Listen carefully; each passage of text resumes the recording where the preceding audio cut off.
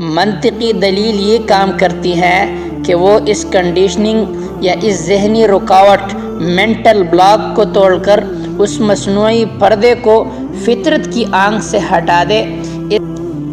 الحمدللہ وکفی والصلاة والسلام علی عباده الذین اصطفی، اما بعد فاعوذ باللہ من الشیطان الرجیم، بسم اللہ الرحمن الرحیم، وبالآخرۃ هم یوقنون۔ معزز ناظرین و سامعین کرام، ہم نے رد الحاد کورس کا آغاز کیا ہوا تھا، جس کے بارے میں ہم نے اللہ رب العزت کے وجود کے بارے میں عقلی دلائل پڑھ لیے، اور ابھی ہم اساسی عقیدہ اور بنیادی عقیدہ آخرت کا عقیدہ پڑھنے جا رہے ہیں۔ آخرت کا عقیدے کا مطلب یہ ہے کہ کوئی بھی بندہ یہ عقیدہ رکھے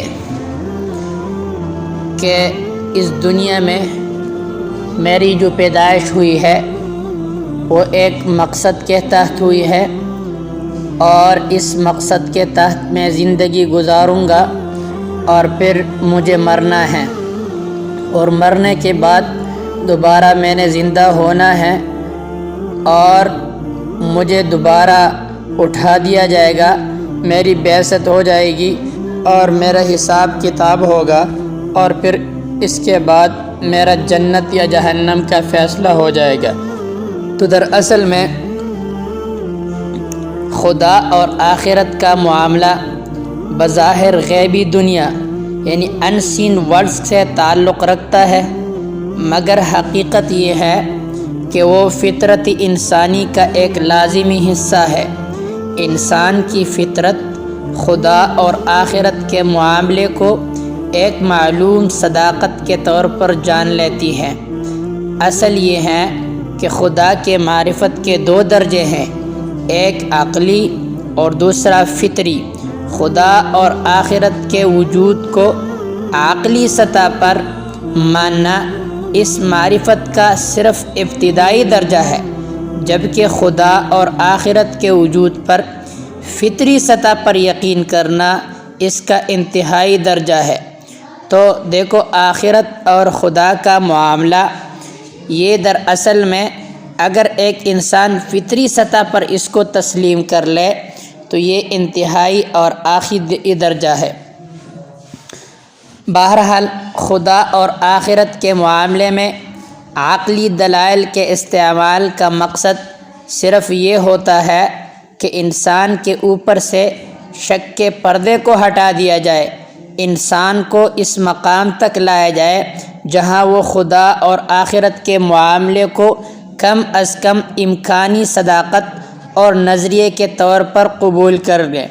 جب آدمی اس حالت تک پہنچ جائے تو وہ اس قابل ہو جاتا ہے کہ اس نظریے کو لینے کے لیے اس کی فطرت کی دروازے کھل جائے، اور وہ اس کو ایک فطری سچائی کے طور پر پہچان کر اپنا لے۔ دیکھو، ہر انسان کے پاس وہ آنکھ موجود ہے جو خدا اور آخرت کو دیکھ سکے، مگر اس آنکھ کے اوپر کنڈیشننگ کا پردہ پڑا ہوا ہے۔ منطقی دلیل یہ کام کرتی ہے کہ وہ اس کنڈیشننگ یا اس ذہنی رکاوٹ مینٹل بلاک کو توڑ کر اس مصنوعی پردے کو فطرت کی آنکھ سے ہٹا دے۔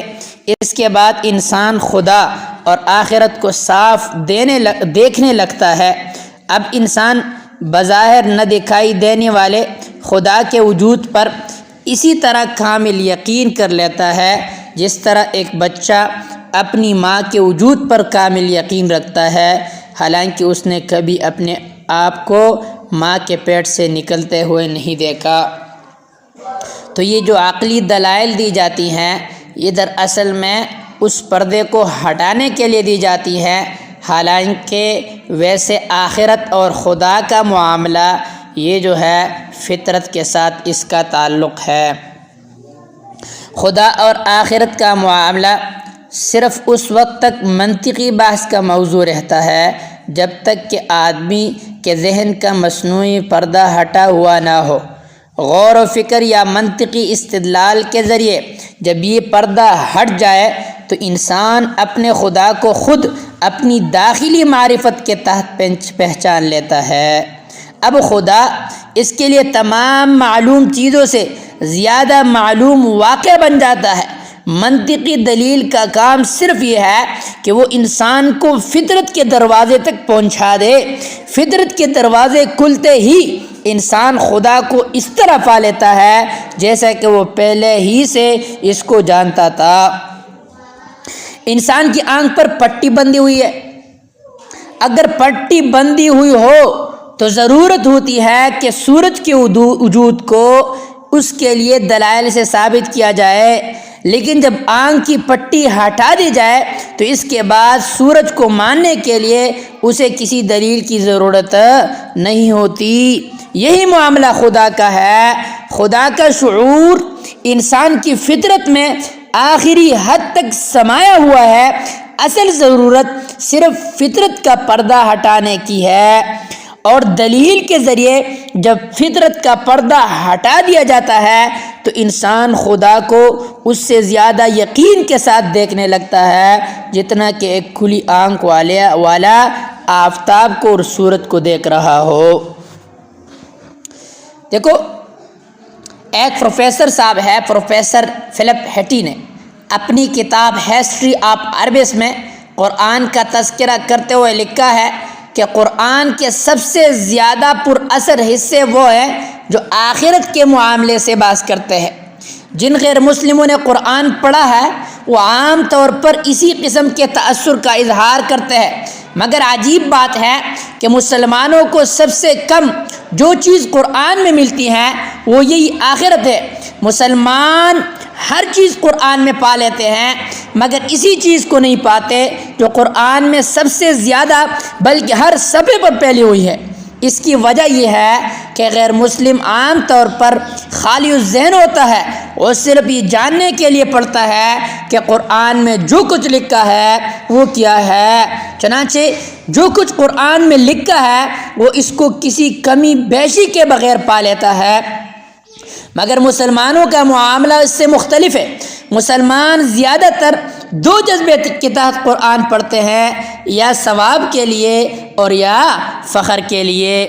کچھ لوگ قرآن کو سب سے زیادہ مقدس کتاب سمجھ کر بس اس کی تلاوت ہی کر لیتے تاکہ اس کا ثواب انہیں مل جائے۔ اس کے بعد کچھ لوگ وہ ہیں جو جن چیزوں کو اہمیت حاصل ہے ہمارے زمانے میں، وہ سمجھتے ہیں کہ ان کی پرفخر کتاب قرآن مجید ضرور اس کا مجموعہ ہوگی۔ اب جس کے ذہن میں سوشلزم سب سے بڑی چیز ہے وہ قرآن میں سوشلزم کو پڑھنے لگتا ہے، جس کے ذہن میں سائنس کی اہمیت ہے وہ قرآن کی عظمت کو سائنس کی صورت میں پا لیتا ہے۔ اسی طرح جس کے ذہن میں سیاست اور قانون کی اہمیت ہے وہ قرآن میں جو سب سے اہم بات دریافت کرتا ہے وہ سیاست اور قانون ہوتی ہے۔ حالانکہ حقیقت یہ ہے کہ قرآن آخرت کی کتاب ہے۔ قرآن اس لیے آیا ہے کہ وہ آنے والے دن سے پہلے آنے والے دن کے بارے میں لوگوں کو خبردار کر دے۔ وہ لوگ صرف لفظی سور سے جاگ جائے وہ کامیاب ہے، جو لوگ مادی سور سے جاگیں گے ان کے لیے ان کا جاگنا کچھ کام نہیں آئے گا۔ آخرت کا مسئلہ جو ان کے غیب سے تعلق رکھتے ہیں، اس لیے اس کی صحیح شناخت عقل، سائنس اور فلسفہ سے ممکن ہی نہیں۔ ہزاروں لوگوں نے اسے عقل کے راستے سے جاننا چاہا، لیکن عقل چون کے ہر مسئلے میں دو رائے سامنے کرتی ہیں، اس لیے تمام بڑے فلسفی تشکیک میں مرے۔ شروع دن سے تمام فلسفیوں کا کیس ایک ہی تھا، اسی حقیقت کی تلاش۔ ماضی قریب کے مشہور ترین برطانوی فلسفی برٹرینڈ رسل کا معاملہ بھی یہی تھا۔ تمام عمر کی غور و فکر اور مطالعے کے باوجود اس سچائی کو دریافت کرنے میں ناکام رہا۔ دوسرے فلسفیوں کا کیس بھی یہی ہے، مگر دوسرے فلسفیوں نے اس حقیقت کا بہت کم اعتراف کیا ہے، جبکہ برٹرینڈ رسل نے کھلے لفظوں میں اس حقیقت کا اعتراف کیا ہے۔ رسل کا یہ اعتراف اس کی خود نوشت سوانح عمری میں دیکھا جا سکتا ہے۔ وہ لکھتا ہے جب میں اپنی زندگی کا جائزہ لیتا ہوں تو مجھے ایسا محسوس ہوتا ہے کہ میری زندگی ضائع ہو گئی۔ میں ایسی باتوں کو جاننے کی کوشش کرتا رہا جن کو جاننا ممکن ہی نہیں تھا۔ دیکھو، مابعد طبیعیاتی امور کا صحیح علم عقل، فلسفہ اور سائنس کے ذریعے حاصل کیا جانا ممکن نہیں، اس لیے اللہ نے اس کے لیے ایک نئے ذریعہ علم وحی کو متعارف کروایا۔ انسانوں ہی میں سے پاک اور صاف لوگوں کو منتخب کیا گیا اور فرشتوں کے ذریعے ان پر وحی بھیجی گئی۔ کائنات اور انسان کے مقصدیت، آغاز اور انجام کے سارے فلسفے کو کھول کھول کر بیان کیا گیا۔ ان سب امور کے متعلق اسلام کے پیش کی گئی تفصیل اور توجیہ اتنی معقول ہے کہ آج تک کوئی اس کا معقول رد نہیں کر سکا اور نہ اس کے مقابلے میں کوئی بہتر توجیہ پیش کر سکا ہے۔ متبادل طریقوں سے حقیقت ڈھونڈنے والے سارے ناکام ہو گئے۔ انہوں نے ساری زندگی کی تلاش کے بعد یہ تو جان لیا کہ عقل انسانی کے ذریعے اس حقیقت تک پہنچنا ممکن نہیں ہے۔ متبادل مذہبی سورس اور تفصیل و توجیہ کو پھر بھی اہمیت نہ دی اور شک میں ہی دنیا سے چلے گئے۔ لیکن یاد رکھنا، اگر کوئی بات ثابت ہو گئی ہے کہ مابعد طبیعیاتی چیزیں خدا اور آخرت کی حقیقت تک عقل اور سائنس کے ذریعے سے پہنچنا یہ ممکن نہیں ہے، جس طرح برطانوی بڑے فلسفی نے اس کا اقرار کیا ہے کہ وہاں تک پہنچنا ناممکن تھا اور میں اس کے پیچھے لگا رہا۔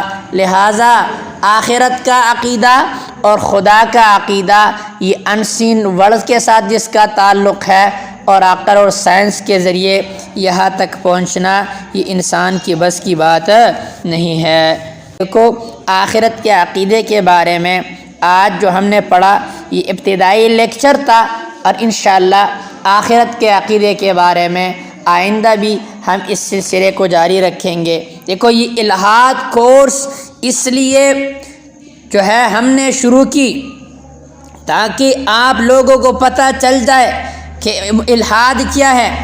جدید الہاد، اس کورس میں جدید الہاد کے بارے میں آپ لوگوں کو مکمل تفصیل کے ساتھ ملحدین کے عقائد اور نظریات بیان کیے جائیں گے اور اس کی مفصل تردید یہاں ہوگی۔